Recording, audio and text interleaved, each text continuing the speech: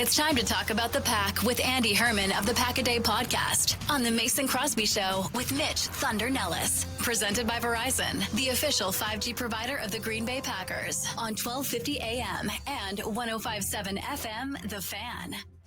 Yeah, I don't even know because it was like watching a slow motion car crash in front of your face. Guess who's Pack? Pack again. Oh, give Andy's me credit. Back. Give me credit. Tell a friend. Guess who's Pack? Guess who's Pack? Guess who's Pack? Joining us now on Middays with Thunder edition of the Mason Crosby Show presented by Verizon is Pack-A-Day podcaster extraordinaire, Andy Herman.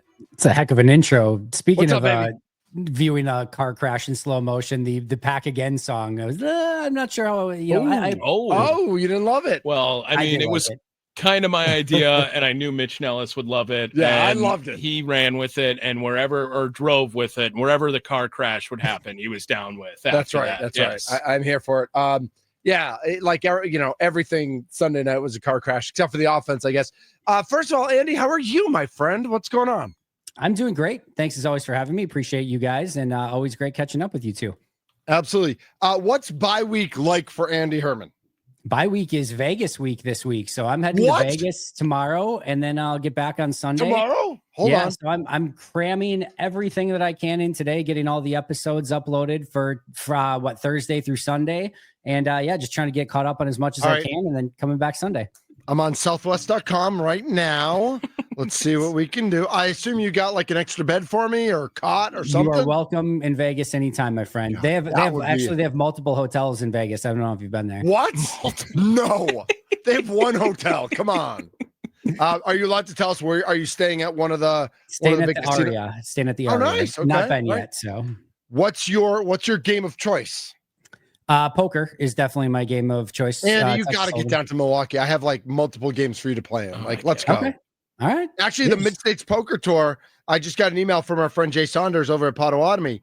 The Mid-State Poker Tour is going on right now at Potawatomi. It's underway. It started yesterday. There's tournaments today all the way through Sunday. So if you're not going to Vegas, I know. If you're not going to Vegas with Andy Herman, make it to Potawatomi because we have all sorts of poker going on in the ballroom at Potawatomi. All right, sounds amazing. Yeah, so that's a fun week. After listening to what Matt LaFleur had to say yesterday, kind of talking about all the things that went wrong defensively, all the things that went wrong on special teams. I want to start with special teams because I know your good friend Justice Mosqueda wrote is scathing the right word? Yeah. Or truthful or both. Truthful. Can it be scathing and truthful? Yep. Yeah, both. Article today about the team just doesn't care about special teams. Like you can say whatever you want, but look at the last decade. They've had 1 year where they've been ranked in the teens. Besides that, they're ranked in the late 20s or 30s every single year. Like it's obvious, Andy, this team doesn't care about special teams. In the time that they were in the teens, it felt like it was probably by accident anyway. It felt just like happenstance, like you just stumble upon it. And that's the best. Like the best version of the special teams in a decade is completely average. And that's all we're asking for. That's all anybody is asking for is just kind of competent. I don't need you to be returning punts for touchdowns, kicks for touchdowns. If you can just start at the 30-yard line every time, let the other team start at the 30 every time. Don't allow any catastrophic punt returns, punt blocks, kick blocks, whatever. Just competence. You don't even need to do anything good. Just competence. That's all we're asking for. And it's far too much to ask. And even when you have a catastrophic mistake one week that legitimately and literally costs you the game against the Cleveland Browns in a massive upset. All right, well, guess what? We're at least going to learn from the mistake, right? We're not going to make that mistake again. We'll make sure that we get that corrected moving forward. Oh, it took all of 2 kicks before you had a block kick again. And the first one was almost blocked. So the second one you get, and then of course it's returned for 2 points, gives Dallas the momentum. The offense was dominated up until that point. The defense was dominated up until that point. And then your special teams basically cost you 3 points in a swing on that play. It's just remarkably stupid. Some teams are blessed with certain things. Green Bay gets blessed with quarterbacks. That's a good deal, but they are completely cursed when it comes to special teams. I don't ever that we're spending, we have this all wrong, guys. We have this all wrong. We spent the offseason trying to ban the tush push, ban special teams. Sorry, Mason Crosby, ban special teams. That's what this organization, this community, this state should be focused on, is banning special teams. We need it out of the game entirely, and then we can sleep at night again. Thank you. Thank you. Yes.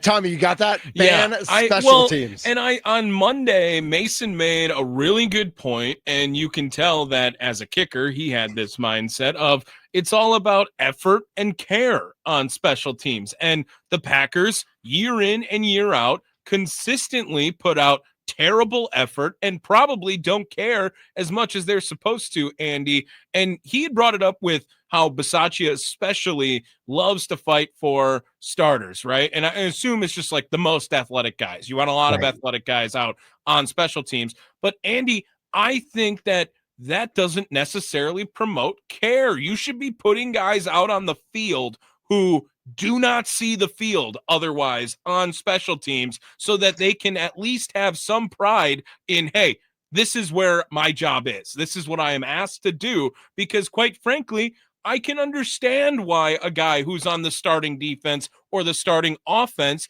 can put on the back burner in their minds special teams play.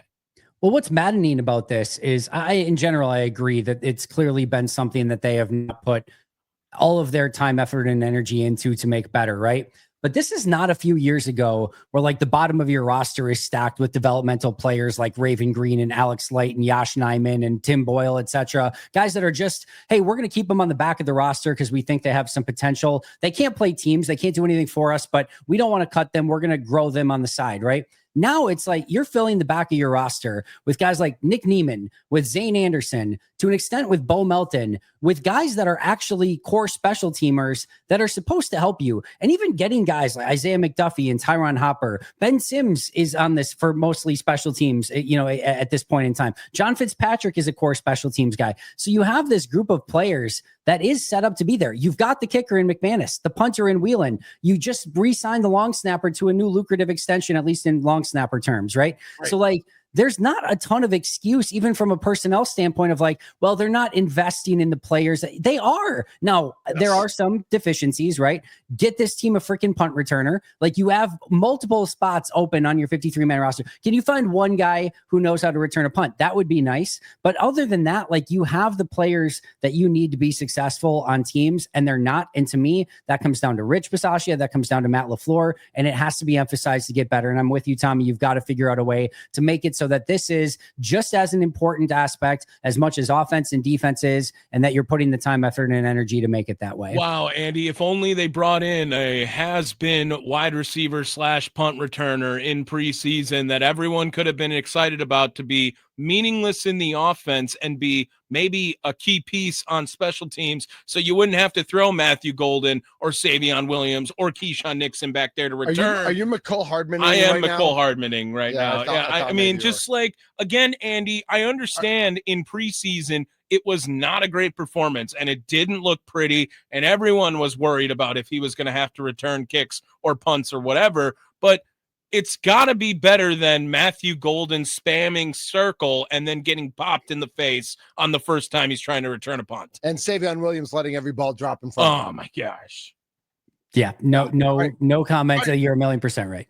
But Andy, I want to flip the argument for a second, because you said it's Bisaccia and it's LaFleur. And Mason said it's effort and care.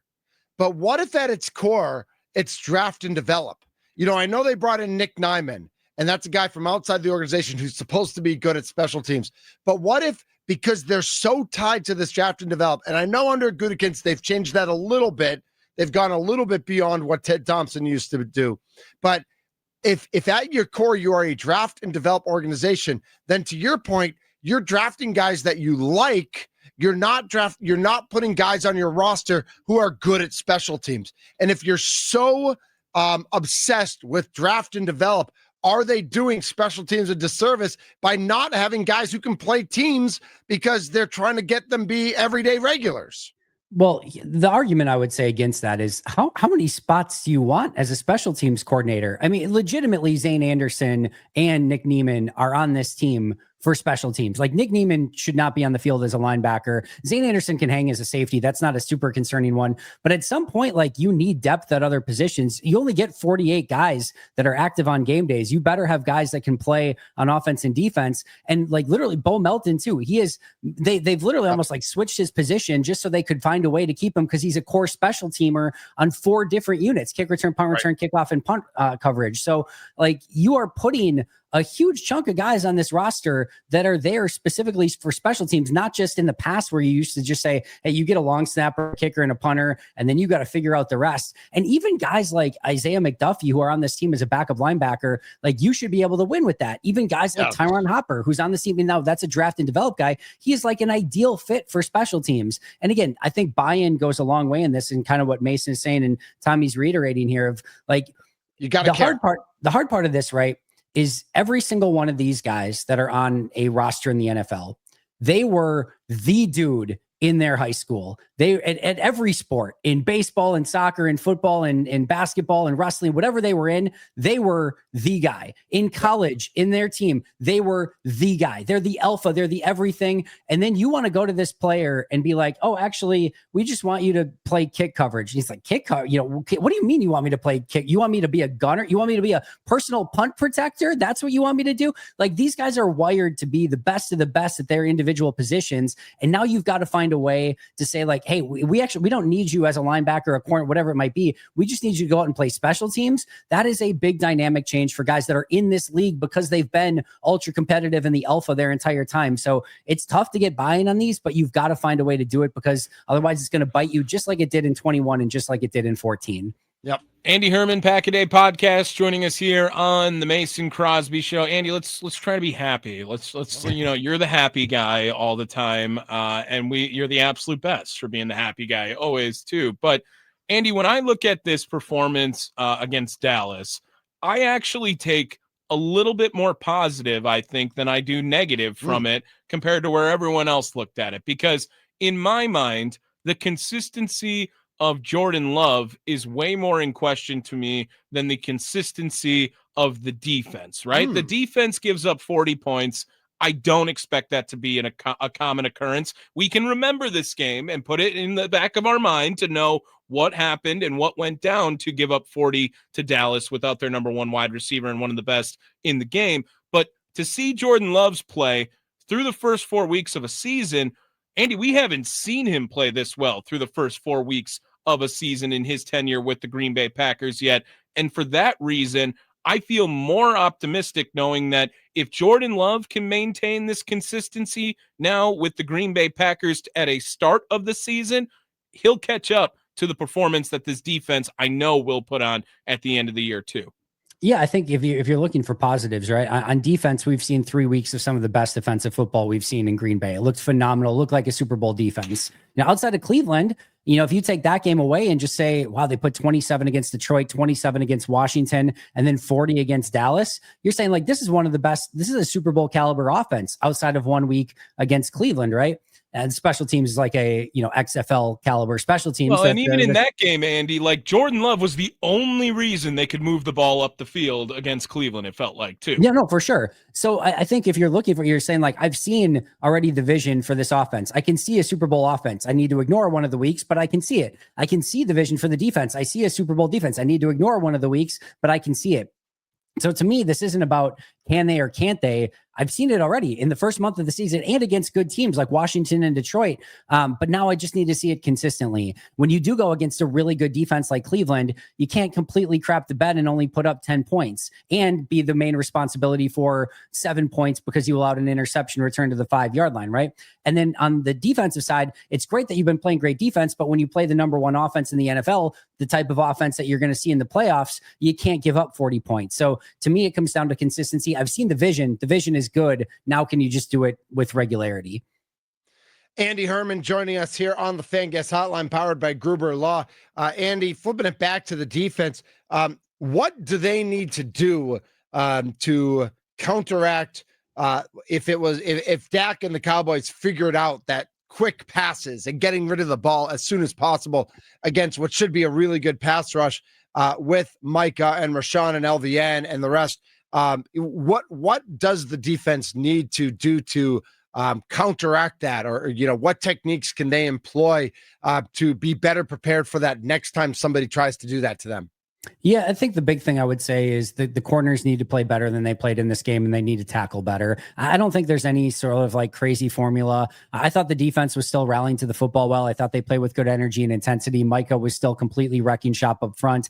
And sometimes you run into a quarterback that's just absolutely on fire. Dak read everything perfectly. A defense that gave every single other quarterback headaches, including Jaden Daniels, Joe Flacco, who's seen everything, and Jared Goff. They confused the heck out of all three of those. Dak was just on one, and every single time they posed a question to Dak, Dak had an answer for it. So I do give a lot of credit for Dak, but I do think that, when they came up and kind of pressed those wide receivers, especially George Pickens, Hobbs, Nixon, Valentine, weren't really up to the task. They need to be better. And then I think if you just tackle a little bit better in the open field too, some of those third and short, second and shorts become second and long, third and longs. And then you can get into some of your fun packages and your blitz packages to, kind of rattle Dak even more than they already did. So I don't think there was anything that I have like major long-term concern on. And I do tip my cap a lot to Dak Prescott in this game. A couple minor things, and especially the corners just playing a little bit better would go a long way if that happens in the future.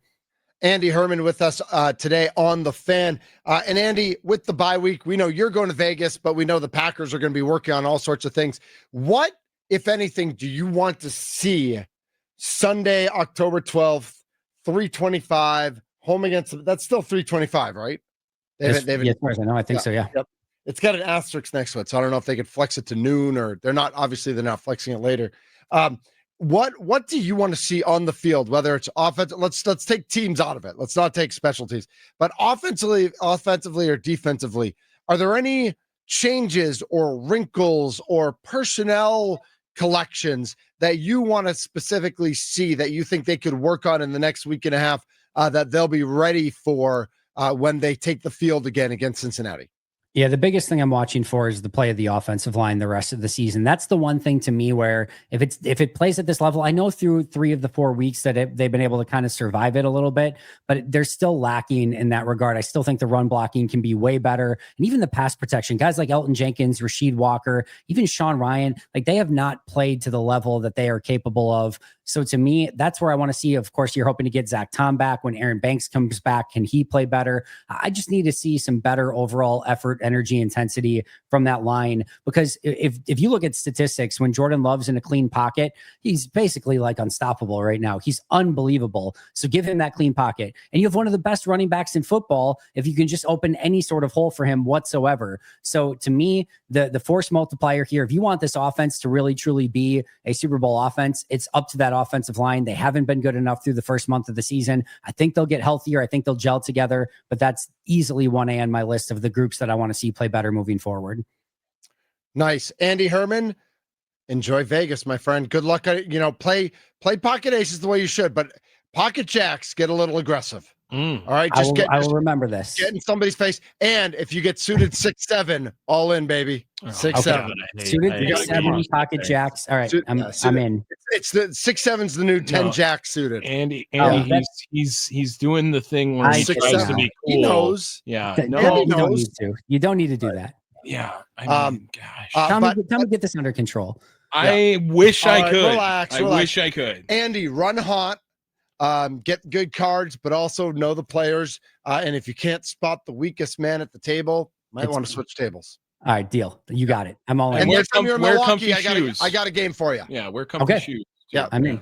How does everybody find all your stuff, Andy? Remind everybody. At Andy Herman NFL, and then of course Pack-A-Day Podcast, 365 days a year, YouTube, and wherever you get your favorite podcasts. So you say 365? Are you doing one? Are you doing them in Vegas too?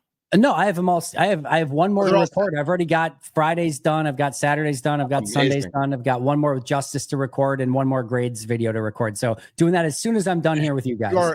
You are a true warrior and a machine, and frankly, like the nicest guy I know. So thank you for all of that, Andy. Thank you. Appreciate you guys. You bet. Andy Herman at Andy Herman NFL Pack-A-Day Podcast. Catch it before Packers games, after Packers games, throughout the week. Like he says, 365 days a year. There's no lack for Packers content, and he is on top of it. And he's one of us. He's a fan. He loves it. He loves doing it. And it's so much fun to just like be a part of his network and hit his like spider web of awesomeness. Oh yeah, I mean, and he gets it. Yep. And he just gets it. Yep. If you get it, he gets it. Yep. Crazy play in the Tigers Guardians game. We'll tell you all about it. Continue our baseball discussion when we come back here on Middays with Thunder edition of the Mason Crosby Show, presented by Verizon, the official 5G network of the Green Bay Packers.